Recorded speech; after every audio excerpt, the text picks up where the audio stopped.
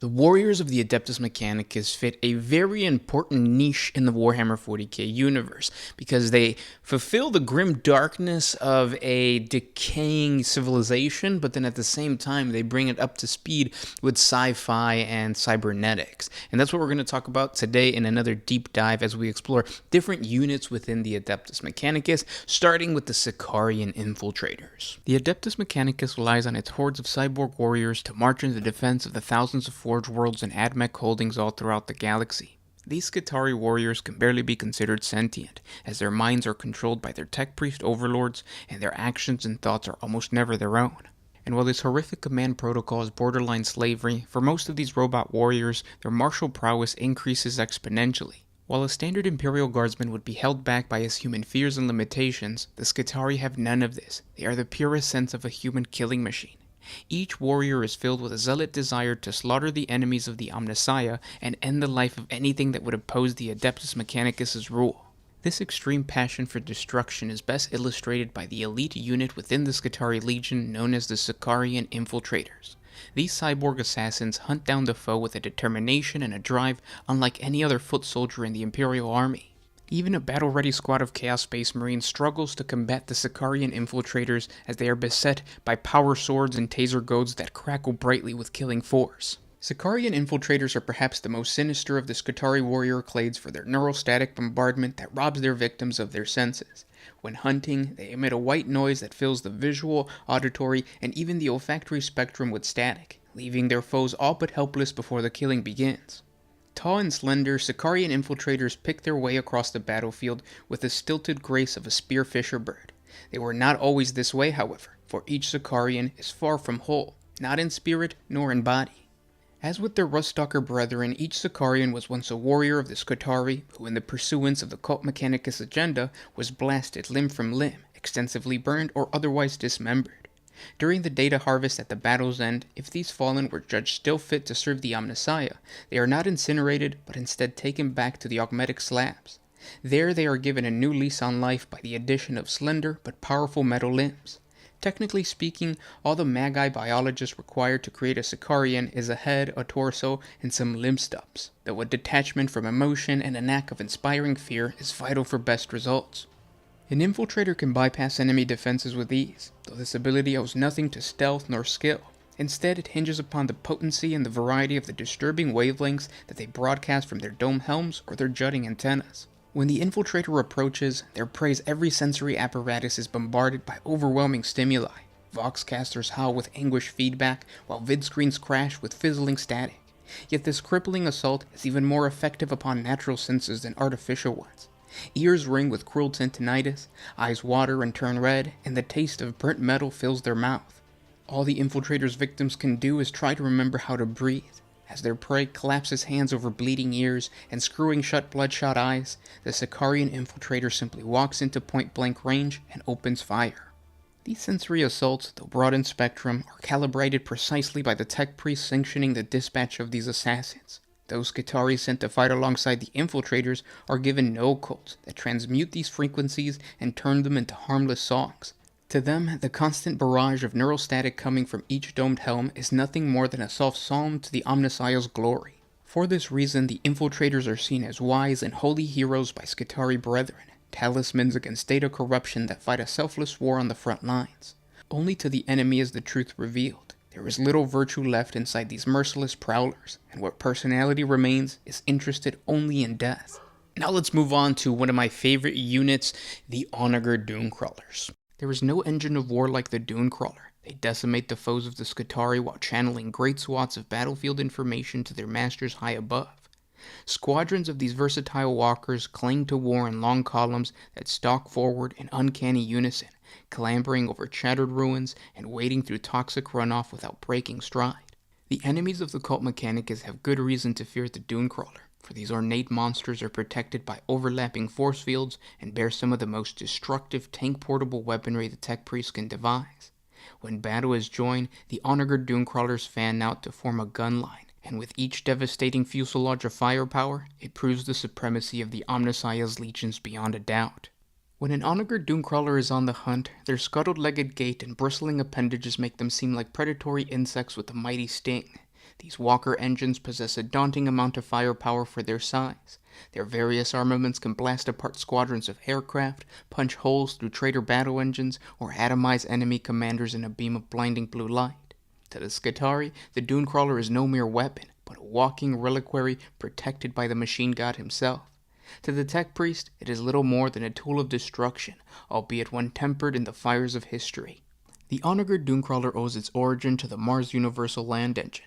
Fashioned by the techno-archaeologist Arkin Land, the original MULE was inspired by a bad-tempered, insective burden that its maker believed walked Holy Terra in eons long past. Intended as a workhorse that could escort its masters across the waste of Mars in relative safety, the machine proved so successful it was inevitably rebuilt as a weapon of war. It was renamed, outfitted with a force field, replicated by the millions, and sent to the front lines. The dune crawlers of the 42nd millennium still bear very powerful weaponry, and the miniature fusion generator at its rear means it's able to outlast even the rugged vehicles of the Adeptus Astartes. Its guns are hard-linked to an extensive databank that can record its successes until it's as full as a tick bloated with stolen blood. The dune crawler's modifications allow it to send this hard data directly to the tech priest master, and conversely to channel their imperatives to the Skari around them. The dune crawler holds two crew that are enmeshed with the Onager host in a strange symbiotic relationship. Its gunner is a Skari ranger, his formidable marksmanship bolstered by a variety of autoscry lenses. The machine's driver is a Skari vanguard, his resilience to harmful energies allowing him to immerse himself in the electro-amniotic tank that allows direct communion with the Onager's formidable machine spirit. Such crewmen will eventually be used up like any old batteries, but these drivers are easily replaced. By inserting a new vanguard onto the filthy electrode-rich soup, the Onager can be given a new lease on life. The Skari crewmen meet their fate uncomplainingly. To serve the machine god is a reward enough.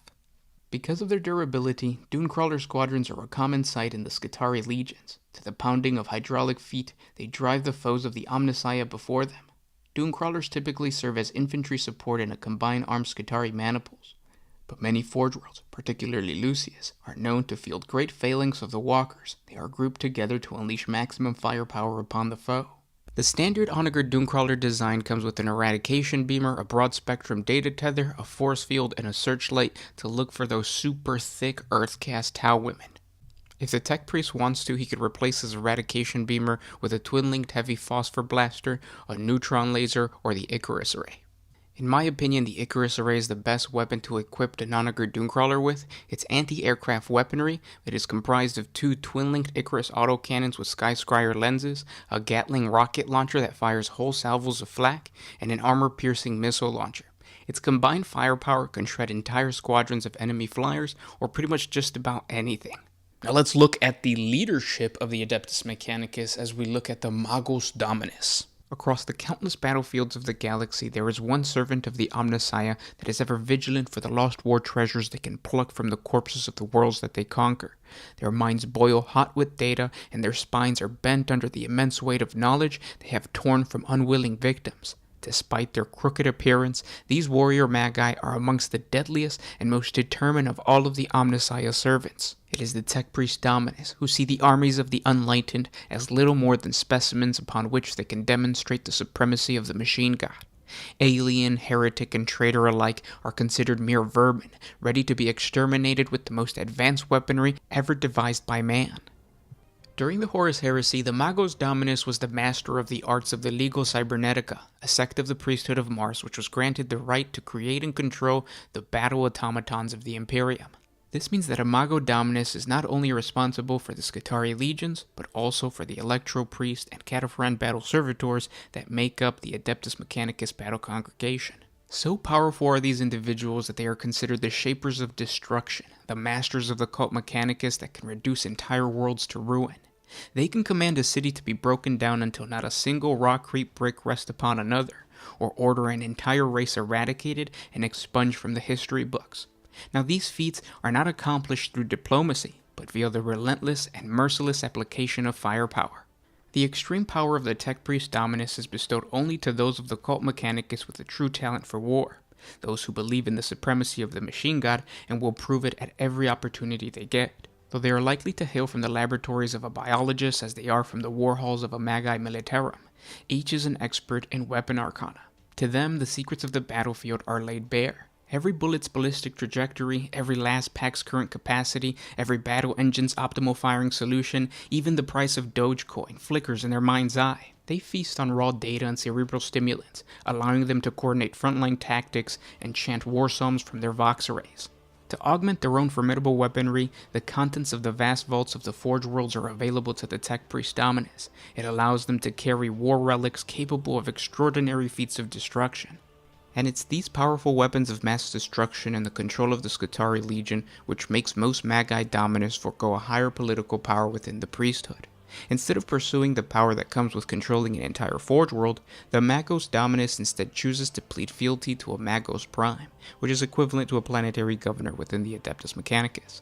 They do this in exchange for the immediate control of a Skari Legion. This means that on one Forge World, there could be dozens of Magos Dominus, each one with a mighty army that not only defends the planet from invaders, but also from tech priests that might attempt to organize a coup.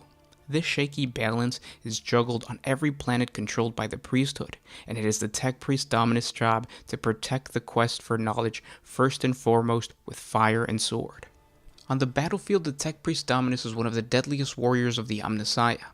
Everything he possesses can be used as a lethal weapon, from the obviously dangerous like the Archaeotech pistol and the Volkite Serpenta, both ranged weapons that can trace their design to the dark age of technology, to augury sensors designed to pinpoint the most lethal shot within a millisecond of analysis. Even the cyber familiars the Magos Dominus takes with him to the field are battle-hardened minion drones, ready to enhance their master's firepower or fight in his place. For close combat, the Magos Dominus usually carries some sacred power weapon crafted by ancient weaponsmiths and capable of tearing the toughest enemies apart. None are safe when the Tech Priest Dominus marches into war. With the power to tear the machine spirit from any of his servants, this Mago strikes fear even amongst his own ranks. The next unit that really exemplifies the grim darkness of a cybernetic future is the Kataphron battle servitors. The number of servitors in a typical Forge World controlled by the cult Mechanicus is usually in the tens of millions. In fact, the number of servitors will always outnumber the human population by incredibly large numbers. The source of most of these servants is usually prisons, either from the same Forge World or the neighboring planets. This means that the majority of a Forge World's population is hardened criminals. These are men and women that have committed wide varieties of crime, spanning from stealing food to murder sprees. Fortunately for the non-criminal population, the criminals are given a second chance to serve mankind by the cult Mechanicus. They are mind-wiped and chemically lobotomized so that the majority of their personalities and memories are washed away. Next, their arms are cut off and usually replaced with weapons or tools suited to the new role they will perform for their new Forge World masters. Through this process, the citizens of a Forge World can sleep soundly at night, knowing that their servitor menials are no threat to the common imperial citizen. While there are dozens of different types of servitors, the most common type seen on the battlefield is the battle servitor. These are often fitted with deadly weapons and used for a variety of different battlefield roles throughout the many war zones of the Imperium. One of the most infamous battle servitors that rolls into battle alongside the Skari cohorts of a Forge World is the Kataphron battle servitor. This specimen of servitor goes through a slightly different process than your average lobotomized servant. After having their mind scrambled, the creature is halved at the abdomen and permanently soldered and neurocauterized into a track motion unit. What's left of his mind will be hardwired with targeting cognitators, and his voice box surgically modified to better sing binaric praise to the Omnissiah. The process is of course painful to the extreme, but this suffering serves as an atonement for the prisoner, and the sacrifice of the mind of the thief, ganger, or saboteur serves as a sacrifice for the betterment of humanity, and no sacrifice is too great for the Omnissiah. Once the process is complete, a Kataphron battle servitor is born. They are servitors many times the size and power of those used by the rest of the Imperium. Utterly deadly in close combat, they are not born so much as constructed, their every enhancement geared for maximum lethality. They are easily recognized by their growling motion units, vicious hydraulic pincers, and deadly shoulder-mounted cannons. Yet the most vital component of all of this is within, the soul of the violent man.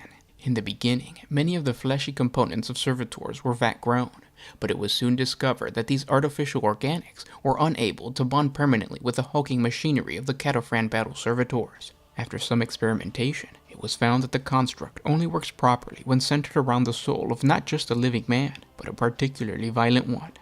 The part of the Kataphron servitor that was once human shows no emotion, but will respond to the binaric imperatives of a tech priest. The process of being turned into a battle servitor preserves something of the sinister spirit of the man. The promise of slaughter, however, seems to accelerate the bulky man-machine.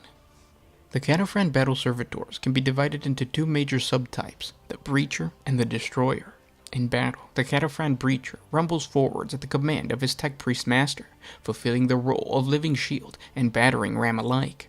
Originally devised to break apart enemy battle lines and fortifications, they are of great use to those adepts who wish to seize a valuable artifact from the clutches of a would-be usurper. As they near the front line, the volleys leveled by the foe thunder around the Breacher with little effect. The thick overlapping plates that cover the flesh parts of the battle servitors make them all but invulnerable to small arms fire. Once their proximity bells chime, Breachers return fire with helic blasts of energy from heavy arc rifles or the twisting, ripping fields of torsion cannons. While the foe scatters in disarray, the Breachers accelerate, crashing into the enemy lines to crush and kill with piston-driven talons and corrosive arc claws. At whims of tech priests, cities and even entire worlds have been ground to dust beneath the remorseless tracks of these half-creatures. Though Kataphron Breachers are potent, they are easily replaced and can be mustered in thousands if necessary. All Forge Worlds create these half-machine war constructs on a daily basis, their biohangars stacked with rank upon rank of dormant Kataphron servitors, awaiting the binary command to be awakened. In battle, they are usually callous, and unlike the relic robots of the Legio Cybernetica, the mangled remains of destroyed Kataphron Breachers are regarded as nothing more than scrap metal. Their survival is of little importance, and a tech priest will expend them no more than a space marine would expend a clip of bolter shells. And then there are the cyborg horrors, known as the Kataphron Destroyers, which only exist to kill. There is perhaps no purer calling in the galaxy than that of the living weapon, especially one unsullied by the responsibility of morality or even thought. All servitors are ultimately only tools wielded by the hand of another, and the Kataphron Destroyers are no exception. When such a battle servitor is controlled by the adepts of the machine god, they become destruction incarnate. Where the standard Kataphron Breacher has at least one clawed arm, the Destroyer has both its upper limbs replaced with high-yield weaponry. On one side, it mounts a cannon of advanced design, ranging from a heavy phosphorus blaster, a weapon that fires white-hot spheres that cling and burn to the target, to the plasma culverins, a cannon so volatile that the servitor's own flesh crisps and burns, even as his target is reduced to molten sludge. Perhaps the most feared of all the Destroyer's tools is the heavy graviton cannon, a weapon that can flatten even the Wraithbone ghost constructs of the Eldar in a single crushing solar second. Their potential for dealing death doesn't end there, for on the other side of their torso, Destroyers bear secondary weapon systems that can hurl nearby enemies back with roaring gouts of flame and streams of phosphorus shots. Those that somehow survive the blistering array of firepower will do well to flee quickly, lest be ground to dirt under the Destroyer's heavy tracks. All Imperial servitors carry identification numbers. The battle servitors are no different. These numbers and the clad or the unit to which they belong to become their entire identity, their every action driven by their limited programming, for only malfunctioning servitors develop any sense of self-awareness. A servitor's functions are rudimentary at best, regardless of the type, be it construction, maintenance, battle, or any other configuration of servitor. The cybernetic options of a Kataphron Destroyer are designed to focus on enemies, allowing the construct to pinpoint and eliminate viable targets, but due to the limits of their programming, numerous friendly fire accidents have occurred. During the Third War for Armageddon, an enemy verification error allowed the amassed Kataphron Destroyers to turn on their own allies, mercilessly blasting away 2 Imperial divisions and an entire squadron of Leman Russ battle tanks. While most of these incidences are truly accidents, some tech priests, the boldest and most cunning, have been known to use the cover of such programming malfunctions to achieve their own ends. Such was the case for Tech Priest Dominus, a Mingo Tsar, who determined that his requisition crusade would acquire samples of the technology it discovered. After his Kataphron Destroyers opened fire upon the Adeptus Astartes of the Dark Angels, he was at last able to secure several relic weapons of the Space Marines that had foolishly kept it from him, even denying that he had such devices in his possession. This arrogance is common amongst the tech priests of the Adeptus Mechanicus. If they are willing to use their Kataphron battle servitors to hurt their own allies, especially allies that are as powerful as the Adeptus Astartes, it goes to show how far they are willing to go to push their own agendas. Many rumors have circulated that the tech priests in charge of the manufactorums that churn out the Kataphron battle servitors have made deals with sector governors in order to use the savage tribes of feral worlds as sources for their deadly and violent machines. These sinister tech priests go as far as to order microbiologists to breed the violent tendencies that are required in order to create the Kataphron battle servitors.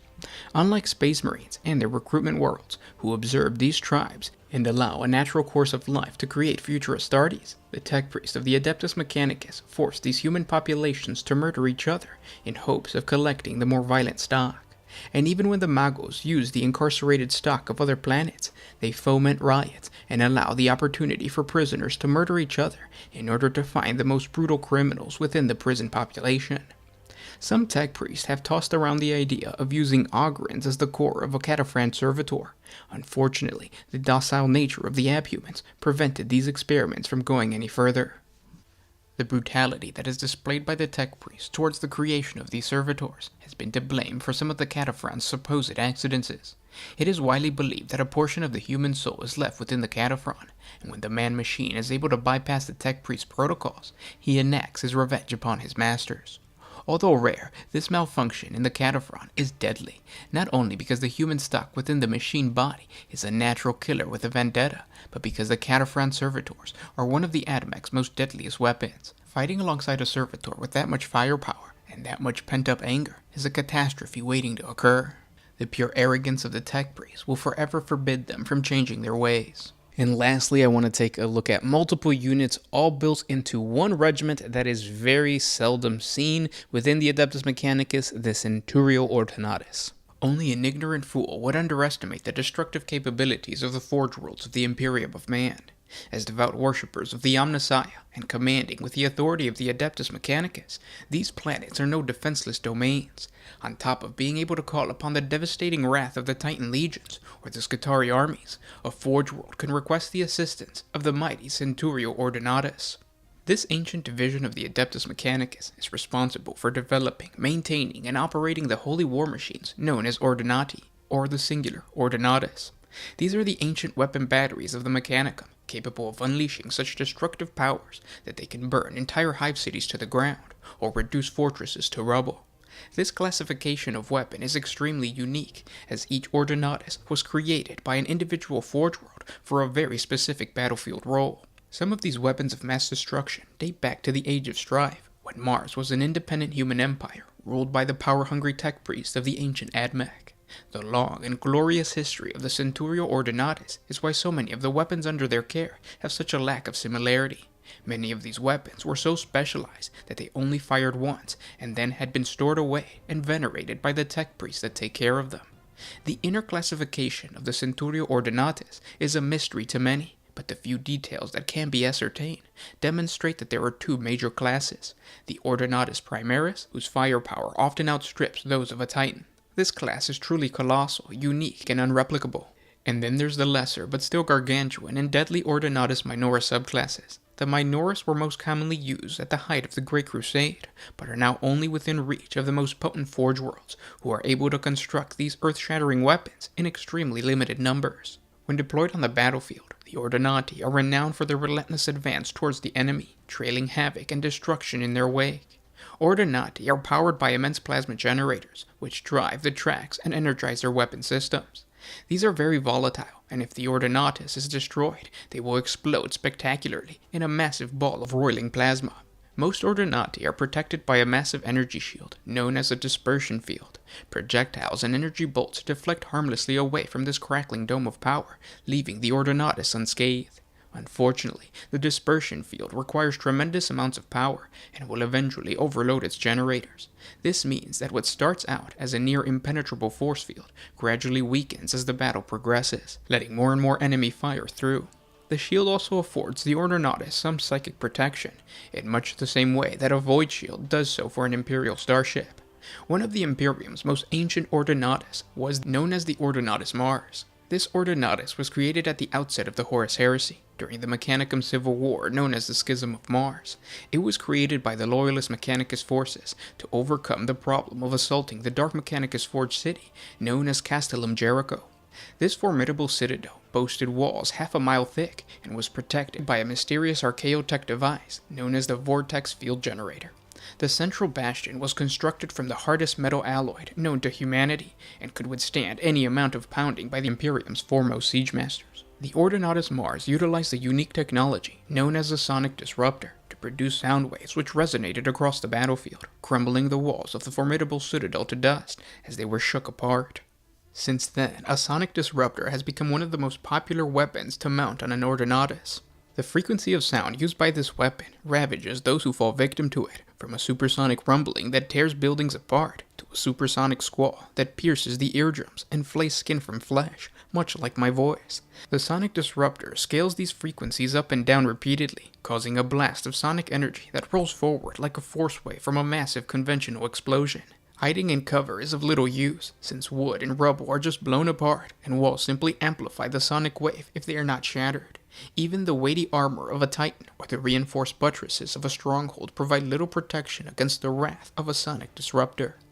Most Ordinati that carry a sonic disruptor nowadays carry the Olotor class sonic disruptor. Although an inferior copy of the Ordinatus Mars, it still operates on an order of magnitude far beyond anything mounted even on the largest super heavy tanks found in the Imperium's common arsenal. Using a plasma reactor akin to those found on a battle titan to power a directional sonic transduction generator of staggering force, it emits a varying waveform of destructive sound energy able to shatter the most resilient materials. The annihilating wave pulse traverses the battlefield, wreaking havoc in its path. The particular effect of its design means that the larger the target struck, the more damage it will feel.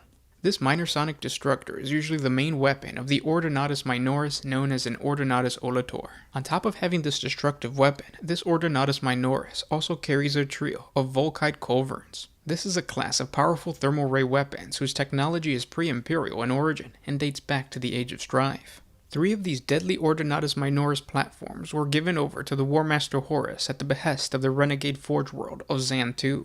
These Ordinati were named Mithrax, Nepothax, and Ashrax after the ancient Terran deities. In the end, however, 2 of the 3 were captured by the Loyalist forces, led by the Black Shield commander, Endrin Har, during the Zena incursion, and 1 was destroyed during that battle. Another set of famous Ordinati were the Ordinati of Diamat. They were very potent siege guns stolen from the ancient Mechanicum on Diamat by the First Legion during the opening days of the Horus Heresy, in order to deny them to the traitor legions of the War Master Horus. The gargantuan mobile artillery pieces were subsequently entrusted to Perturabo before the Dropsite Massacre, given as a gift from one Primarch to another, the pride-foolish Lionel Johnson thinking to buy the loyalty of his brother, who was to be chosen as the War Master after Horus was defeated. The Lion had unknowingly handed over the mighty siege guns to the traitor Iron Warrior Legion, who later would go on to make good use of them against the Imperial Palace during the Siege of Terra. Not all Ordinati use projectile weaponry. For example, the Ordinatus Priam was a huge tunneling Ordinatus that was assembled during the Siege of Priam, a city overrun by the traitor Legion during the Horus Heresy. This immense creation was designed to tunnel through the planet's crust and then navigate through the white-hot molten rock of the mantle underneath. This rendered it undetectable to Priam's defenses and allowed 4 companies of the Imperial Army troops to storm the city, breaking the siege. However, Ordinatus Priam was irrevocably damaged during the attack, as part of its heat shield gave way. The concept of using a drill as a weapon is seen in the most recognizable of the Imperium's Ordinatus Minoris, known as the Ordinatus Actaeus. It is a super heavy transport designed to carve a path through the stony heart of a world to deliver its cargo of warriors to the center of the battlefield. Known to the armies of the Emperor as the Imperial Mole, this vehicle is a siege engine capable of rendering even the most formidable fortifications pointless by burrowing beneath them. Based upon lesser examples of ancient terrascaping and earth-shaping engines, the Actaeus design mounts only a relatively small battery of defensive weapons, including a series of melta-cutters to aid its tunneling, and a missile system designed to saturate the vehicle's exit point and cover the disembarking of its cargo. This Ordinatus Minoris is so effective at siege work that it is often requested by the Adeptus Astartes. Unfortunately, the workings of such a device are so complex that they go beyond the understanding of most tech priests. As such, deploying a seismic excavator is a lengthy process which is only undertaken in the heat of battle in the rarest of circumstances.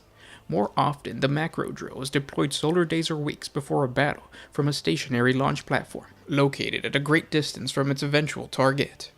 In modern times, the Imperium witnessed the destructive powers of Ordinatus Armageddon. It first shed blood during the massive chaos invasion of the First War for Armageddon.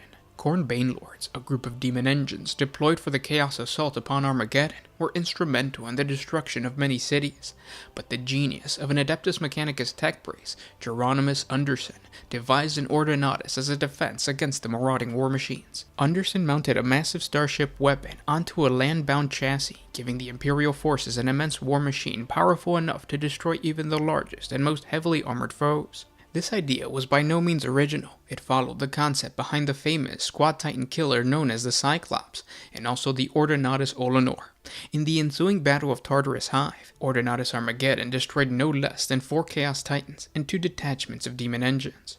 With the heavy firepower of this machine, the Chaos Assault Wave broke upon the mile-high walls, like a tide upon the rocks. Ordinatus Armageddon is feared by all enemies of the Imperium, as a war machine capable of destroying all opposing it. Many of these weapons are actually forgotten. Such was the case for Ordinatus Hervara. This Ordinatus Primaris was hidden in the caverns of the planet of Hervara, located in the Calixis sector spinward front. Because of its armaments, this Ordinatus most closely resembles the architectural style of the renowned Ordinatus Mars. Many within the Calixis sector believe it to be such. The whereabouts of the ancient Ordinatus Mars are uncertain. There are no records of it ever having been in the Calixis sector. Historical imagery also indicates several critical design variations from the Ordinatus present on Hervara. The origins of the one found buried upon this planet and the historical records remain uncertain. In the event that the Imperial Guard were to recover this vehicle, it is certain that the members of the Adeptus Mechanicus would come to uncover its history. Most likely, this Ordinatus was sent to Hervara to be refitted after seeing action during the Great Crusade, but its true origins remain unknown. One of the most devastating weapons mounted on an Ordinatus is Hellfire missiles. Hellfire is a common term for the potent acidic viral compound developed by the Adeptus Mechanicus. It burns through armor and shears flesh, usually leaving the few who survived hideously scarred and crippled. It is a matter of opinion whether it is better to die from Hellfire attacks or survive. The Ordinatus Golgotha is one of the Ordinati that wielded one of these devastating weapons. After the infamous Orc warlord Godskull Magorek Thraka was defeated on the hive world of Armageddon during the Second War for Armageddon, he fled to the stars. His nemesis, Commissar Yarrick, tracked him down to the squat world of Golgotha. Despite the assistance of Yarrick, the squats were defeated by Godskull's horde, and Yarrick was captured. In an attempt to humiliate his arch-foe, Godskull did not kill Yarrick, but imprisoned him instead. However, the resourceful Yarrick managed to escape and return to Golgotha with a punitive force of Titans and Skari. The early battle went badly for the Imperium, as the sheer size of the Orc wall overwhelmed them time and time again. In an attempt to smash the massive Orc mob, Ordinatus Golgotha was constructed in the recaptured strongholds of the squads. Golgotha's terrifying Hellfire missiles devastated the Orcs. Ordinatus Golgotha carried 6 Hellfire missiles and would only fire 1 to 2 per hour. These Hellfire missiles had multiple warheads, allowing it to completely devastate a wide area. In addition, the extensive scanning equipment aboard Ordinatus Golgotha allowed it to fire with extreme accuracy. For the most part, the Hellfire missiles can be fired at any point on the battlefield, even at targets that are out of line of sight, with no chance of scattering.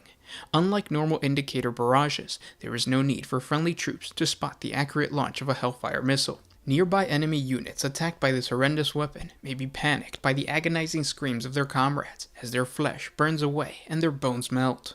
The Nova Cannon is another weapon usually mounted on an Ordinatus. The Nova Cannon is similar to the plasma annihilators of an Imperial-class Titan. However, rather than releasing a burst of raw plasma, the Nova Cannon can focus and control a potent energy with great precision. This allows the crew to siphon small amounts of plasma into the discharge chamber, producing a rapid burst of fire. Alternatively, the crew can flood the chamber with all of the remaining plasma and send out an earth-shattering blast of energy. The immense energy released by a massive burst produces a beam of plasma which covers a wide area. And then there's the Bellicosa pattern Volcano Cannon, another very devastating weapon mounted on an Ordinatus. This ancient weapon has destructive power that's comparable to many shipboard lance cannons and planetary defense lasers. Few mobile weapon platforms are able to mount the Bellicosa simply due to its savage power requirements, as well as the danger of the thermal and radiation overspill of its firing. With this Ordinatus, the strongest fortress walls will be reduced to glowing ember, and the most resilient armor to molten slag and vapor. The weapons of an Ordinatus will always be varied. Such was the case for the Ordinatus Bellicane, an ancient and forbidden device mounted upon a colossal tractor crawler which projected a vast temporal stasis field. This field can either freeze anything in its path or age the target by centuries in a second if it's organic. It actually hasn't been used in 500 standard years and is regarded as too sacred to leave its home planet, the Forge World of Bellicane. And all of these strange weapons are only the tip of the Centurio Ordinatus' arsenal. Now those are just some of the Adeptus Mechanicus units that are within the line, many more to come. Subscribe to the channel, hit the like button if you enjoy these deep dive videos. If you want to find out about the most ubiquitous unit of the Adeptus Mechanicus, the Skari, I'll put a link up above, or check out the creation of the Skari on the channel. Thank you guys so much for listening. This was Gershwan with One Mind Syndicate, signing out.